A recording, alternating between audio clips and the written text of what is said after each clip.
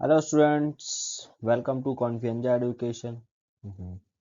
Hello students, welcome to Confidence Education. आज हम आपके लेके आए हैं क्लास 6 का साइंस का चैप्टर नंबर फर्स्ट, जो कि है कंपोनेंट्स ऑफ फूड। ठीक है, कंपोनेंट्स ऑफ फूड्स के बारे में आज हम जानेंगे कि फूड के अंदर कौन कौन से कंपोनेंट्स होते हैं और फूड के कंपोनेंट्स होते क्या हैं, कंपोनेंट्स वर्ड्स किन के लिए यूज किया जाता है। ये सारे क्वेश्चंस के आंसर आज हमें इस वीडियो में मिलेंगे। तो चलिए स्टार्ट करते हैं। तो कंपोनेंट्स ऑफ फूड के बारे में हमें जानना है कि कंपोनेंट ऑफ फूड होते क्या है। ठीक है, whatever food we eat is made up of more than one component taken from plants or animals। जो भी हम चीजें खाते हैं वो एक से ज्यादा कंपोनेंट से मिलके बने हुए होते हैं। ठीक है, जैसे कि हम बात करते हैं कोई भी चीज, जैसे कि आपने देखा होगा वूल हो, स्वेटर हो गया, क्या हो गया, स्वेटर हो गया, या कोई कपड़ा ले लो, क्लोथ ले लो, कोई भी कपड़ा ले लो। ठीक है, ये कपड़ा क्या होता है, ये कई रेसे फाइबर से मिलके बने हुए होते हैं, छोटे छोटे फाइबर्स होते हैं, उन्हीं का कॉम्बिनेशन होता है। कुछ इस शेप में या अलग अलग शेप में ये फाइबर्स अरेंज होते हैं। ठीक है, अलग अलग डिजाइन में ये अरेंज होते हैं। तो यही फाइबर क्या होते हैं, अलग अलग धागे मिलके क्या बनाते हैं, कपड़े बनाते हैं। आप कई बार देखोगे कि कोई कपड़े का धागा निकल रहा होता है, तो वो धागा खींचोगे तो कपड़ा खुलता चला जाता है। ठीक, अगर उससे भी ना समझ में आए तो आप स्वेटर का एग्जांपल ले सकते हो, जो घरों में स्वेटर बुना जाता है। ठीक है, तो जो स्वेटर घरों में बुने जाते हैं वो एक धागा ही, एक ऊनी का धागा तो होता है जिससे पूरा स्वेटर तैयार होता है, तो एक ही धागे से बने हुए होते हैं। ऐसे ही जो फूड होते हैं वो कई अलग अलग चीजों से मिलके बने हुए होते हैं। ठीक है, जैसे कि प्रोटीन, कार्बोहाइड्रेट, फैट, ये क्या है, ये फूड के कंपोनेंट्स है। ये क्या है, फूड के कंपोनेंट्स है जिससे फूड बना हुआ होता है। ठीक है, इन सबसे ही फूड बनता है। जैसे आलू हो गया, पोटैटो हो गया, टोमेटो हो गया, या वेजिटेबल्स ले लो, स्पिनिच ले लो, ठीक है, गार्लिक ले लो। ये सारी चीजें क्या होती हैं, ये अलग अलग कंपोनेंट से बनी होती है। किसी के अंदर कोई सा कंपोनेंट ज्यादा होता है, किसी के अंदर कोई सा ज्यादा होता है। किसी के अंदर कार्बोहाइड्रेट ज्यादा होगा तो किसी के अंदर प्रोटीन ज्यादा होगा, किसी के अंदर फैट ज्यादा होगा। तो ये जिन चीजों से मिलके बने हुए होते हैं ना फूड, उसी को हम क्या बोलते हैं, उनके कंपोनेंट्स बोलते हैं। ठीक है, ये प्लांट और एनिमल के अंदर दोनों के अंदर मिलती है, जो भी चीज हम इनकी खाते हैं। ठीक, अब हम न्यूट्रिएंट्स की डेफिनेशन देख लेते हैं कि न्यूट्रिएंट्स की डेफिनेशन क्या होती है।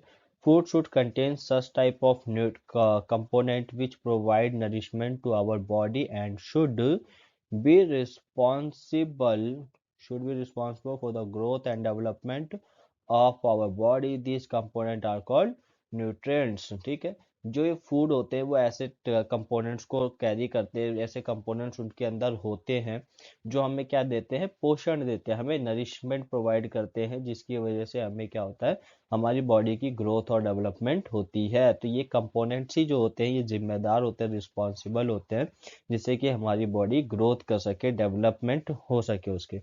और इन्हीं कंपोनेंट्स को हम क्या, किस नाम से जानते हैं, न्यूट्रिएंट्स के नाम से जानते हैं। इन्हीं कंपोनेंट्स को हम क्या बोलते हैं, न्यूट्रिएंट्स बोलते हैं। तो इसके एग्जांपल देखोगे तो एग्जांपल ये रहे, जैसे कि कार्बोहाइड्रेट हो गया, ठीक है, फैट हो गया, प्रोटीन हो गया, विटामिन हो गए, मिनरल्स हो गए, ये सारे क्या है, कंपोनेंट्स है जो कि फूड के होते हैं।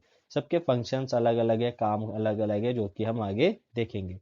जैसे कार्बोहाइड्रेट और फैट का काम क्या होता है, ये हमें एनर्जी देते हैं। ठीक है, प्रोटीन का काम क्या होता है, ये बॉडी बिल्डिंग, हमारी बॉडी के अंदर कोई सेल डैमेज हो जाता है या बॉडी के अंदर चोट हो जाती है तो उसको रिकवर का, हीलिंग का काम जो होता है वो प्रोटीन की वजह से पॉसिबल होता है। ठीक है, nutrients protect body from diseases, हमें बीमारियों से बचाने का काम कौन करता है, विटामिन सी करता है। जैसे कि आपने कोरोना पैंडेमिक के टाइम पे देखा होगा कि जब कोरोना वायरस फैला था तो सब कहते थे विटामिन सी लो, विटामिन सी, जिससे कि इम्यूनिटी बढ़ेगी।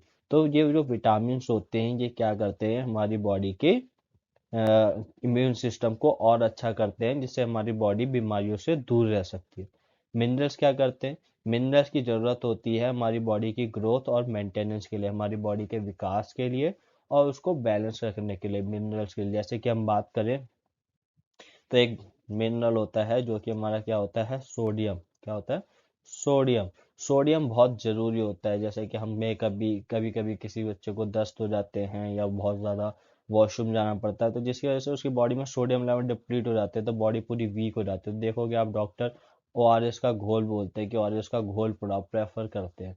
क्यों, क्योंकि वो मिनरल्स उसकी बॉडी से जाते जा रहे हैं, जो कि वाटर सॉल्युबल मिनरल्स होते हैं, जो वाटर के अंदर होते हैं ना, तो वो सारे मिनरल्स जो उसकी बॉडी से जा रहे होते हैं, तो जिसकी वजह से उन्हें ये दिए जाते हैं।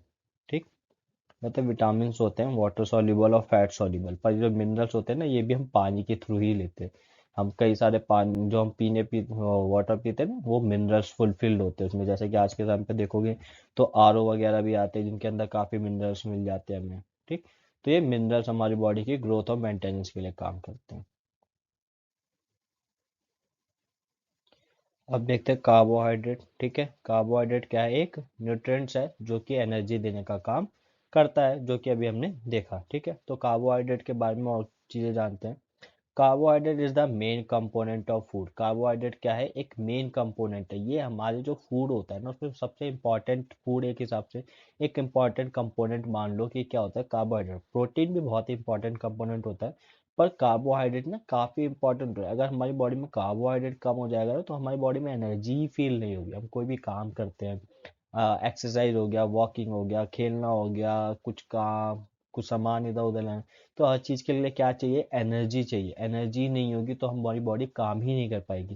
तो एनर्जी के लिए हमें क्या जरूरी होता है? कार्बोहाइड्रेट। कार्बोहाइड्रेट एनर्जी देने का काम करता है। ठीक है, तो it provides us energy in the form of glucose. ये एनर्जी हमें किस फॉर्म में देता है? ग्लूकोज की फॉर्म में देता है। क्योंकि देखो, जो भी हम कार्ब्स खाते हैं, कार्बोहाइड्रेट जो भी हम खाते हैं, तो हमारी बॉडी में जाने के बाद क्या होता है? ये डाइजेस्ट होता है। ठीक है, तो डाइजेस्ट होने के बाद ये हमारी बॉडी के अंदर किस में कन्वर्ट हो जाता है?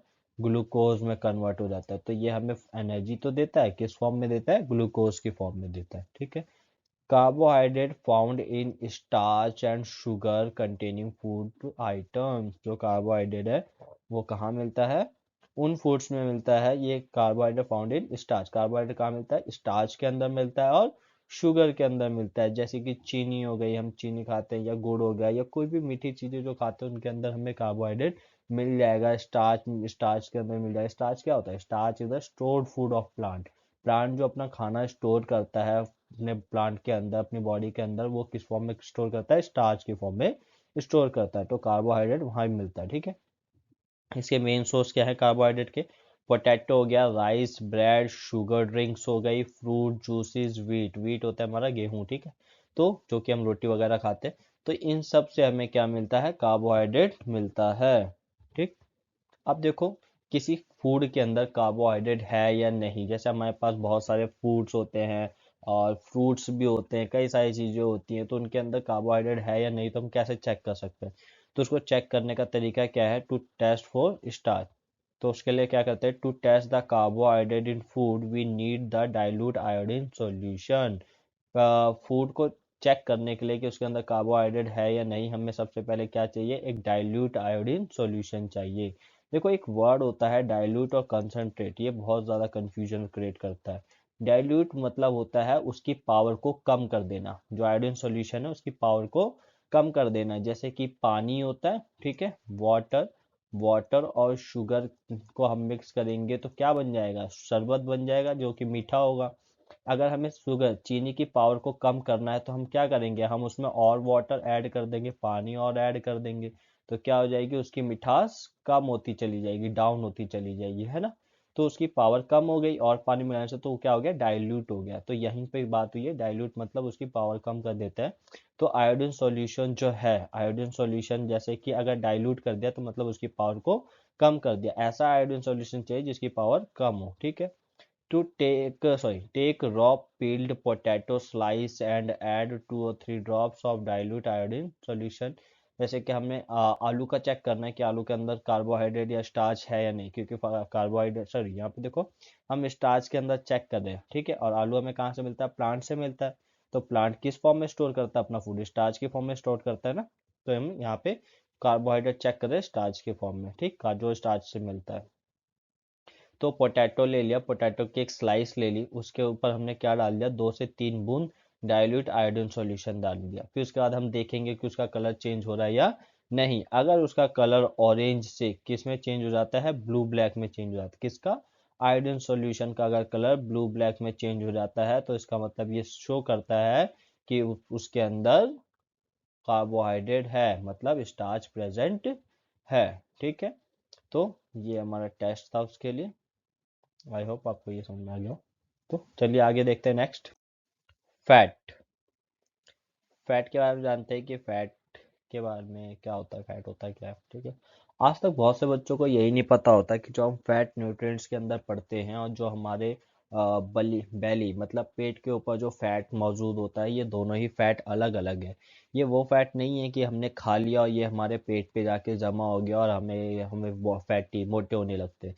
जो हम मोटे होते हैं वो फैट अलग होता है, जो हमें न्यूट्रिएंट से मिलता है वो फैट अलग होता है। ये दोनों ही फैट रिलेटेड नहीं है, मतलब इस मैटर में रिलेट नहीं करते हैं, ठीक है।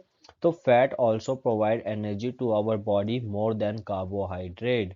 फैट भी हमें बहुत ज़्यादा एनर्जी प्रोवाइड करता है, ये भी एनर्जी देने का काम करता है, ये कार्बोहाइड्रेट से ज़्यादा एनर्जी देता है। जैसे कि 1 ग्राम कार्बोहाइड्रेट अगर हमें 4 कैलोरीज देता है, ठीक है, 4 कैलोरीज देता है, तो 1 ग्राम फैट उसी के मुकाबले हमें कितनी कैलोरीज देता है, 9 कैलोरीज देता है। तो कार्बोहाइड्रेट के कंपैरिजन में अगर हम देखेंगे तो जो फैट होता है वो बहुत ज़्यादा एनर्जी हमें देता है, ठीक है। तो का फैट भी जो होता है वो एनर्जी देने का ही काम करता है, ठीक। फैट में ऑल्सो भी hazardous to our health, it can cause high cholesterol and heart disease. Fat हमारे लिए ज़रूरी भी है और ये हमारे को नुकसान भी करता है। देखो फैट के अंदर भी कई सारे टाइप्स होते हैं, saturated fat, unsaturated fat, trans fat, cholesterol, ठीक। अब ये सारी चीज़ें अलग अलग होती है, तो यहाँ पे अभी ओवरऑल हम सिर्फ ये देख रहे हैं कि फैट होता क्या है, ठीक है। तो फैट एनर्जी देने का काम करता है और जो कि ये कार्बोहाइड्रेट से ज़्यादा एनर्जी देता है, ये हमारी हेल्थ के लिए खतरनाक भी होता है। ये हमारी बॉडी के अंदर कोलेस्ट्रॉल लेवल बढ़ा सकता है, हार्ट डिजीज बढ़ा सकता है, जो कि हमें दिल से रिलेटेड बीमारी होती है। जैसे कि आप कोई भी चीज़ खाते हैं, चिप्स वगैरह खाते हैं या कुरकुरे खाते हैं, कोई भी मार्केट से कोई भी चीज़ खरीदते हैं पैकेट वाली खाने के लिए, तो उसके पीछे एक पैकेट पैकेट के पीछे देखोगे ना, तो वहाँ पे एक न्यूट्रिशन फैक्ट करके एक बॉक्स बना होता है, ठीक है। न्यूट्रिशन फैक्ट करके एक बॉक्स बना होता है, उस बॉक्स के अंदर देखोगे तो आपको सारी चीज़ें लिखी हुई मिल जाएंगी कि उसके अंदर का कार्बोहाइड्रेट कितना है, प्रोटीन कितना है, फैट कितना है।